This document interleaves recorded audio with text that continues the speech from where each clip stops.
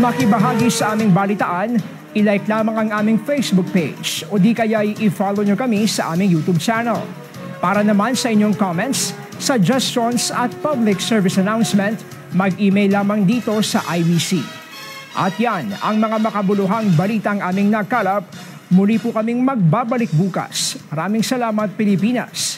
Ako po si Brian Castillo at ito ang IBC Tutok 13. Kaibigan ng bayan, kaibigan ng katotohanan.